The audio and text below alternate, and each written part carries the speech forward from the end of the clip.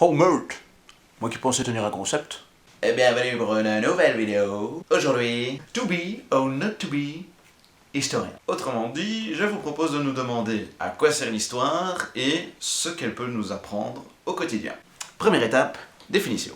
L'histoire, ce sont donc les connaissances et les récits des événements du passé et des faits relatifs à l'évolution de l'humanité, que ce soit pour un groupe social ou pour une activité humaine, qui sont dignes ou jugés dignes de mémoire. L'histoire, c'est aussi les événements et les faits ainsi relatés. Définition Robert 2007.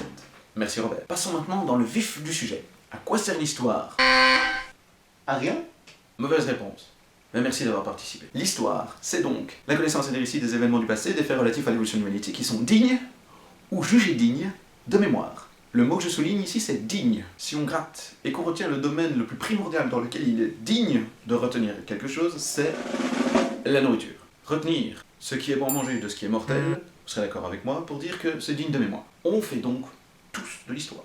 Pour aller un peu plus loin, connaître l'histoire ou un peu d'histoire, ça permet aussi de connaître l'origine des traditions. Par exemple, dans notre pays, pourquoi a-t-on des vacances d'été aussi longues? Eh bien tout simplement parce qu'à l'époque de la généralisation de l'école, au début du XXe siècle, nos économies étaient principalement agricoles, et les mois d'été étaient les mois de récolte, les mois qui nécessitaient le plus de main-d'œuvre dans les champs. C'est pas parce que les patrons, dans leur immense bonté, nous ont proposé de profiter des plus beaux mois de l'année. Gna gna gna gna gna. Et l'histoire, c'est donc l'argument contre le « on a toujours fait comme ça ». Si quelque chose a effectivement toujours été fait comme ça, c'est qu'il y a une raison. Il faut chercher la raison derrière et ne pas se contenter de cette réponse. Mais l'histoire, ce n'est pas qu'une bibliothèque de connaissances, c'est aussi une discipline scientifique. L'historien, c'est quoi qu'il fait encore ce mec? Eh bien, il vérifie les origines. Et pour ça, il va chercher des informations dans différentes sources. Les sources les plus variées possibles. De ce fait, il va pouvoir effectuer des recoupements entre les sources et vérifier si l'information se répète. Dans l'affirmative, on peut partir de l'a priori que l'information est bonne. Ou en tout cas, une certaine récurrence qui aura tendance à dire que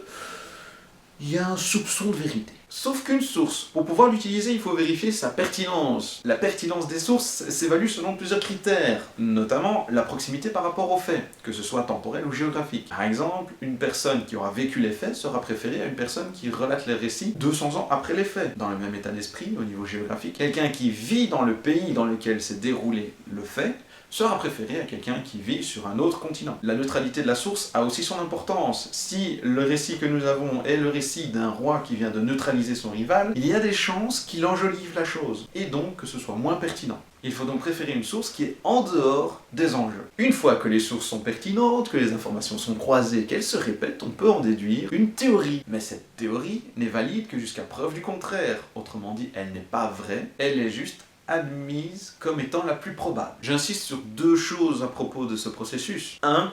L'historien vérifie la pertinence d'une source avant de l'utiliser. Et 2. Lorsqu'il émet une théorie, il admet que cette théorie n'est pas vraie. Elle est juste non fausse jusqu'à réfutation. Ces deux principes sont dans la base de la méthode scientifique. Ils se retrouvent donc dans toutes les sciences. Bref, l'histoire c'est super important. Concernant le volet lecture, je vous recommande le livre de Pierre Bonnecher, Profession historien. Le livre n'est pas très gros, il fait 70 pages, et en plus il est disponible gratuitement sur internet. Je vous mets les liens dans la description. Voilà, c'est tout pour aujourd'hui, j'espère que ça vous aura plu, et qu'on se verra pour la prochaine vidéo, qui arrivera quand j'aurai le temps d'en faire une de qualité. C'était Be Curious en différé du monde.